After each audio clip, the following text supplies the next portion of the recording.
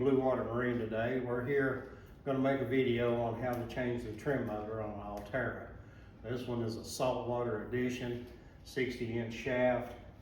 We're going to show you the steps on how to do it.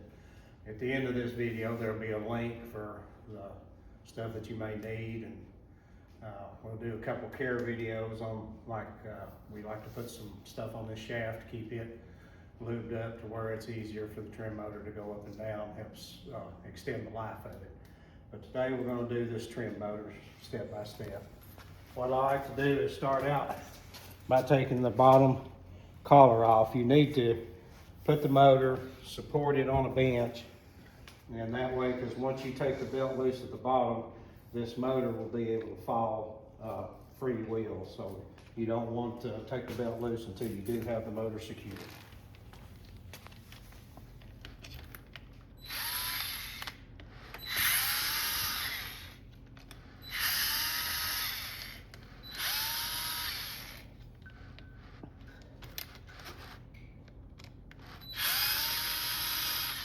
The collar is just a 2-piece with 4 bolts holding it, and 4. And at the end of this belt, it has a lock that locks into the belt, and the piece here locks into the bottom of the motor, and that locks your belt into place to secure it.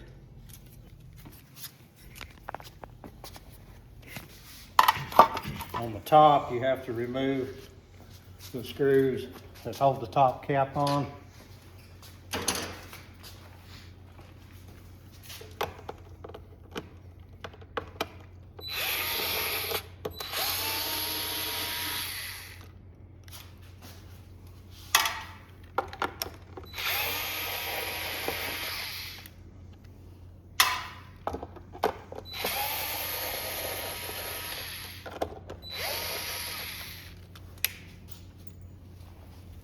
You'll notice that one screw is brass, and it's always the one in the front.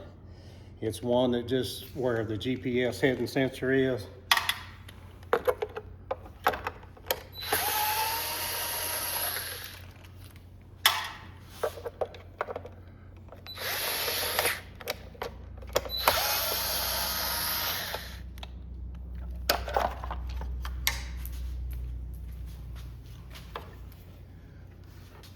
The wire, I do not take the wire loose on these on the GPS. I just lay it to the side. You've got a 2 wires on the top that go through the shaft. They have the little insulators on them. You just push the insulators forward on the wire and pull the connectors apart.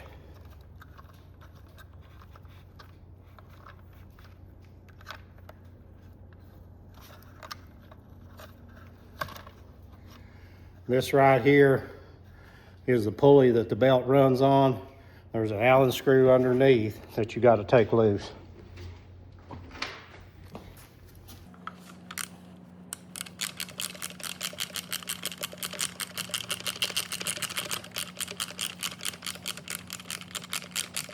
This is also where you adjust this belt, and something we will show in a future maintenance video on adjusting.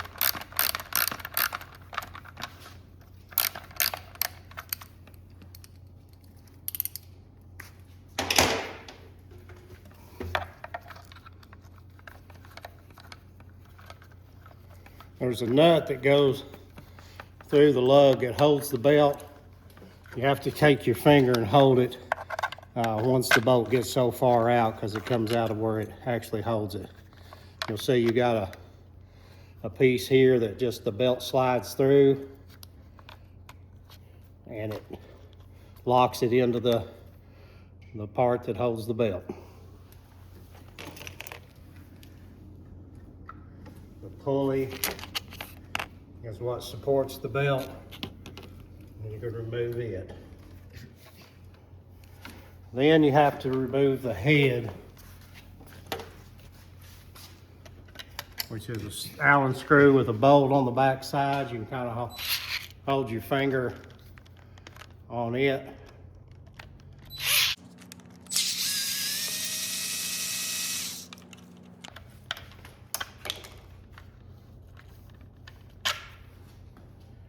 Remove the bolt. The head will just slide up.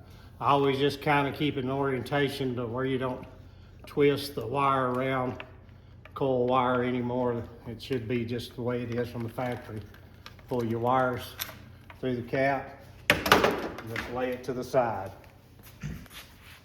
Now that just disconnects your belt, and it's just like doing a manual reset. You'll need a screwdriver or something to help to pry it. You just pull it to the side and lift the motor.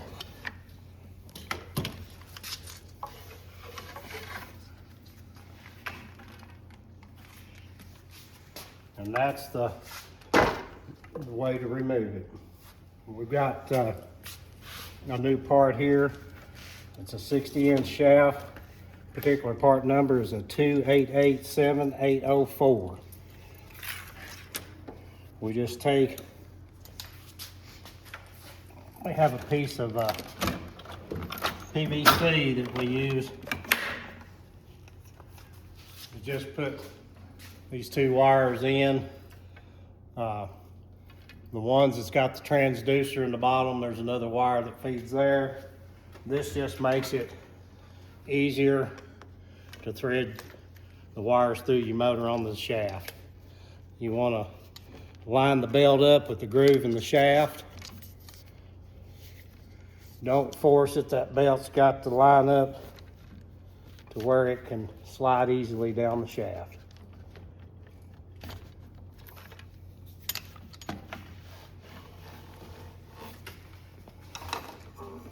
The belt feeds through the steering motor at this point here, and it should feed freely down.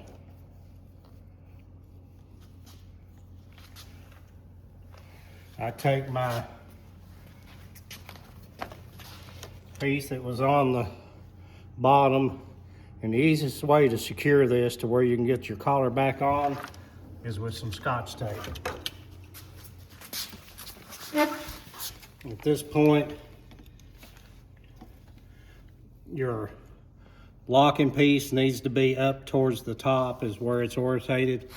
And if you can see, this slot right here in the motor housing is where it holds, and that's the actual holding of the belt. Just take you a piece of Scotch tape, hold your belt to where it lines up into the groove, and just tape it to the shaft. I always push it in close to the shaft, because when you start putting your collar on, it's got to go around it, and it might upset it if you don't. Your collar is two pieces, and you can see this is the one to where the lock goes in. It has a deeper groove in it, and this is just round for the back side. I always put the front one on to make sure it's secure. And line the bolts up. These screws here is what is called a self-tapping screw. So I always get them started first to kind of make sure they go back in the threads they had already made. And that just keeps it from stripping out eventually.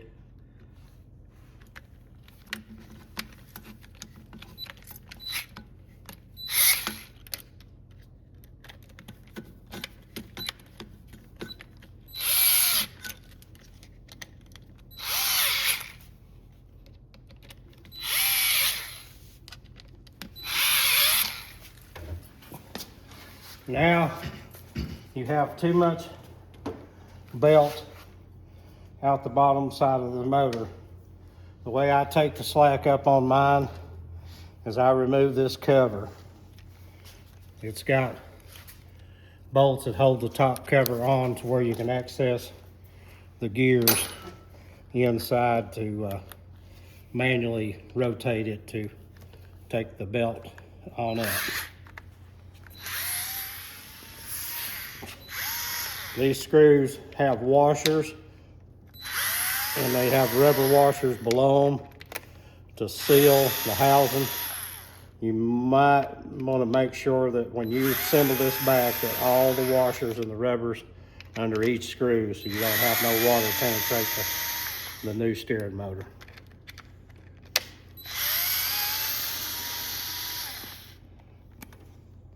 They've actually updated these motors, and they put a different gasket here on the newer ones.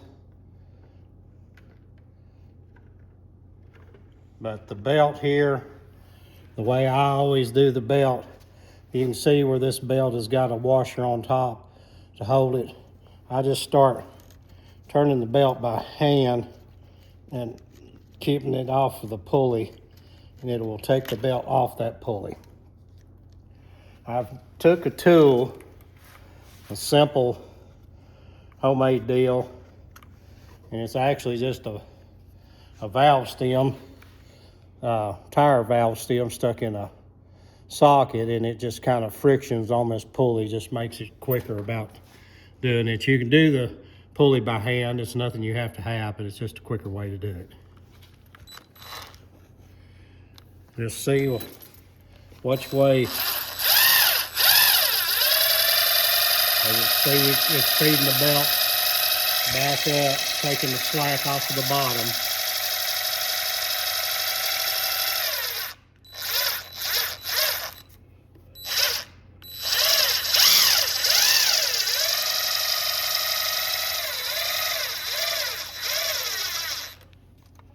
At this point, I tripped the locking thing and tried to feed it on down.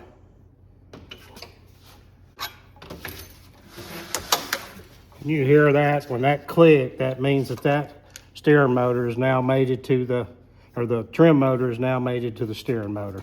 You can pull up on it just to make sure. The belt, the same way I took it off, is the same way. I like to pull the slack on out of the belt at the bottom, just to initially get it at the point to where we'll further adjust it once it's assembled. The belt's the same way. Once you get it started, you can turn it and get the belt back on the pulley. This gasket here is something that you always want to make sure that is lined up where it's going to seal the edges and make sure that no water penetrates the trim housing.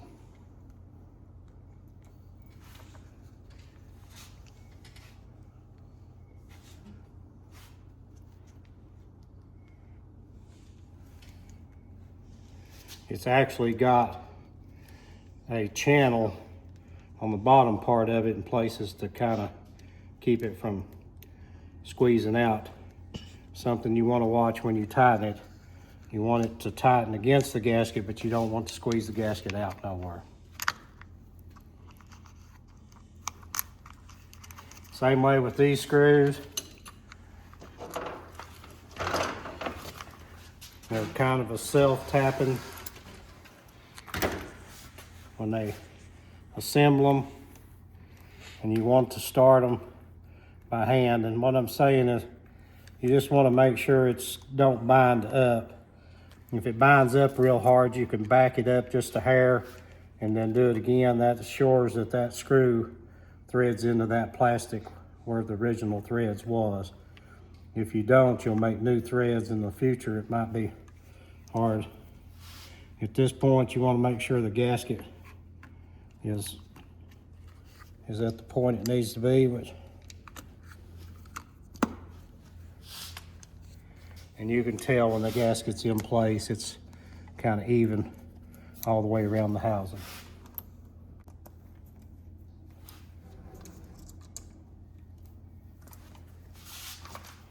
At this point, you can take your power tool, something that you don't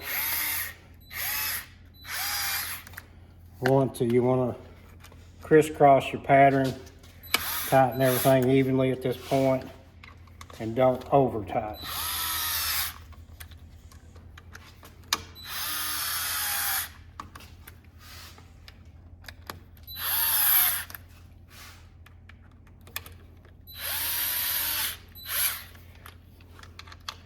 The final tightening, I always do by hand. Kind of make sure they're kind of evenly torqued.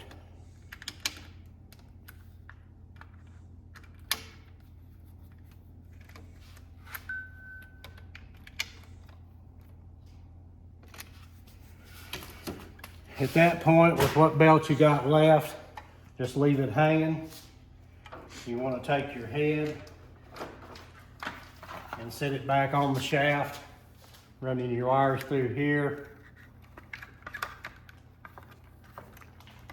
And there is a slot in this head that lines it up with the slot that's on the shaft.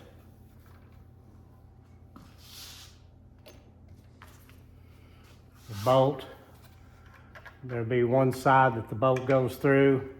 This bolt actually goes through where your wiring goes through the shaft, so you want to start it by hand to make sure that you don't, if you take a power tool and put this bolt through, you might get it against the wires and nick the coating on the wires. Bolt go through the top, you can actually physically see it, so you know that you're not cutting into the bars. Once you get it at the point where it passes through both sides, you can take your nut. It is a nylon locking nut. Nylon end goes out. Feed it into this slot here and turn your screw on the other side. Once the locking nut gets to a point, there's a slot that holds the nut in place so you can tighten this bolt on up.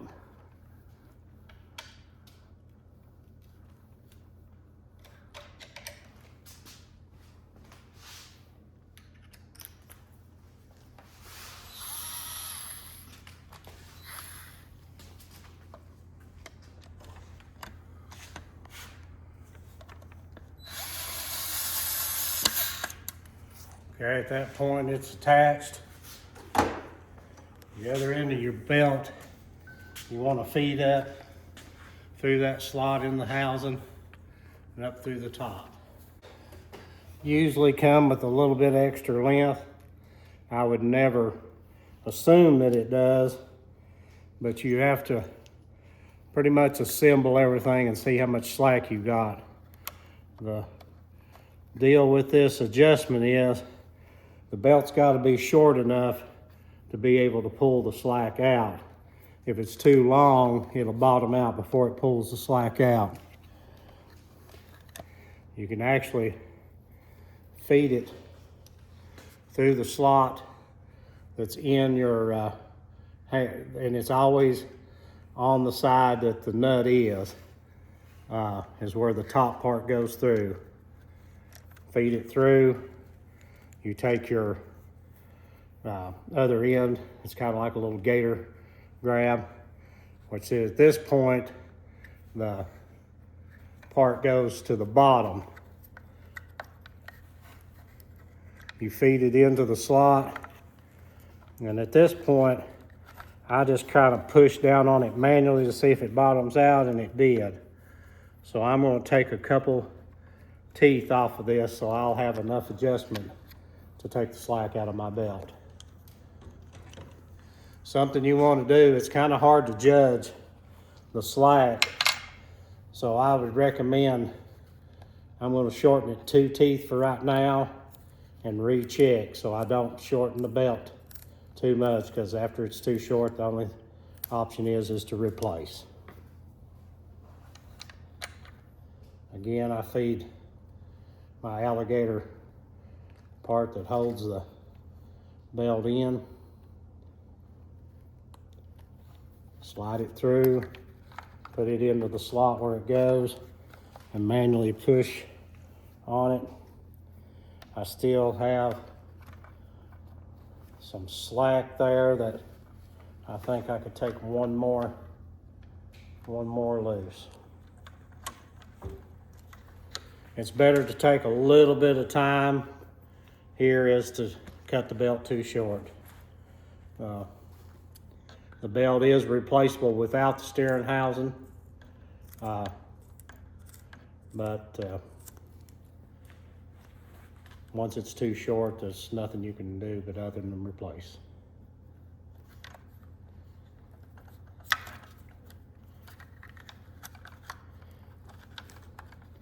At this point, I think we've got enough off of it. We feed the Allen screw back through. Remember, on this top part, you got to hold your finger there to keep the nut from coming out of its position.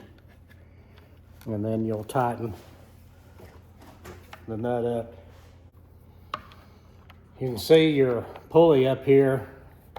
The shaft part that holds it in place has got two slots.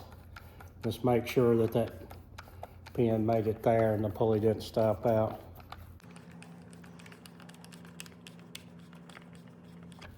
And at this point, if you didn't get enough slack, you can always take another tooth out. This belt, you want it to have just some resistance. You want it to stay down in the groove. And you can see with these belts when they get too loose, they'll kind of bow out from the shaft when you deploy and stow.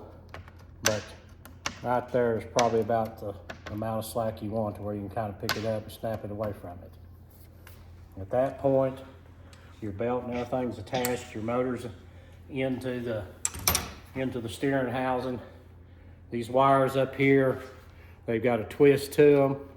You want to always put them back to where the twist is in the wires, because that helps with fighting interference with your GPS.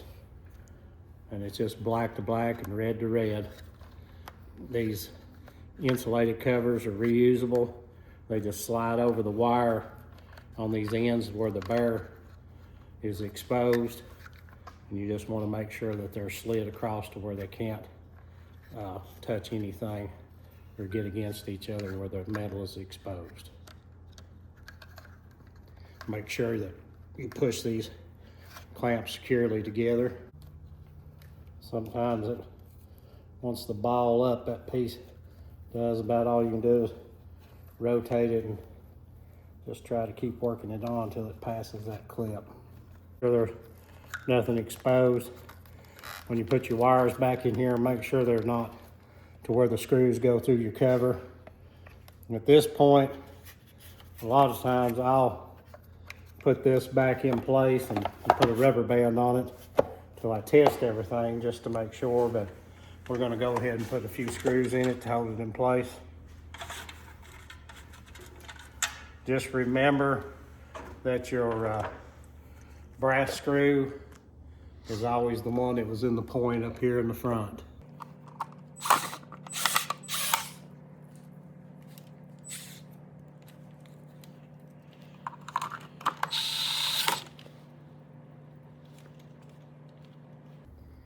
At this point, all we have left is learning the trim motor to where it actually goes into a trim reset. And it counts the teeth so it knows where the orientation of this motor is to be able to stow. And you want it hooked up to power supply, which this one is 36 volt. We got it already hooked up. We turned the main breaker on. And the first thing is learning this steering motor to the control module.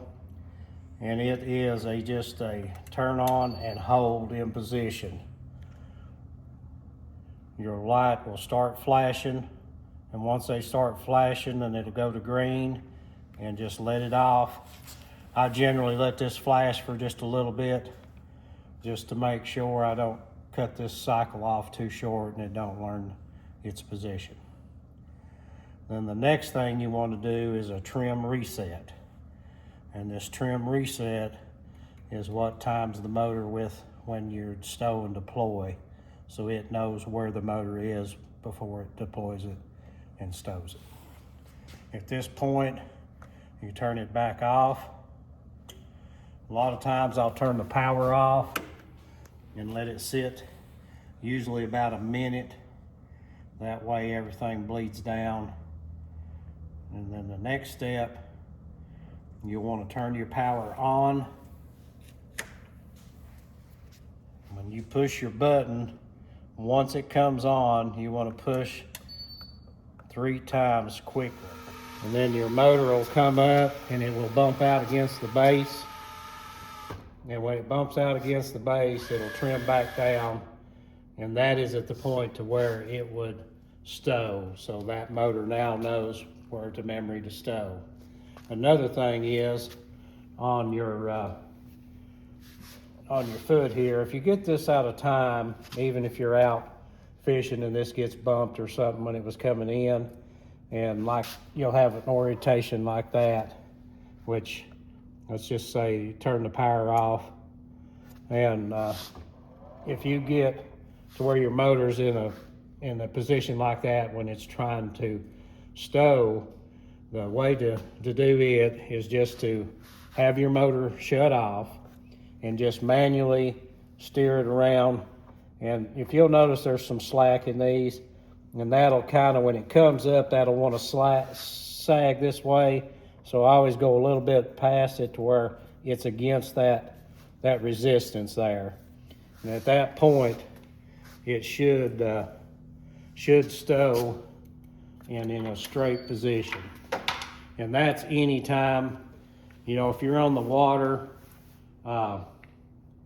I say, now that motor turned around at that point, and that was where I had it powered on and steered it around there, so that put it in its memory. And all you got to do is, like where I was stowing it, you just hit the button again and that will stop it at that position. And this is the way I usually do it when I'm on the water. So then at that point, you just turn your button off. You're going to go back and turn your motor back to where it needs to be on the stowed position. Turn your power back on, and then you'll hit your stow again. And that way it stows in the right position. We like to use some Armor All protector on the shaft. It helps keep this sliding in and out, and helps keep the longevity of your trim motor. It just makes it to where it don't drag and have to pull so many amps. This film, if you have any questions, be free to call us. You can go to our website. There'll be a link to go to our website. Any parts you need. If you see something you need and don't have, free to give us a call. If you need any help or something, free to call us on that. If you would, please like and subscribe and share. This is how we bring these videos. It kind of helps us to be able to do this. Thank you for Blue Water Marine.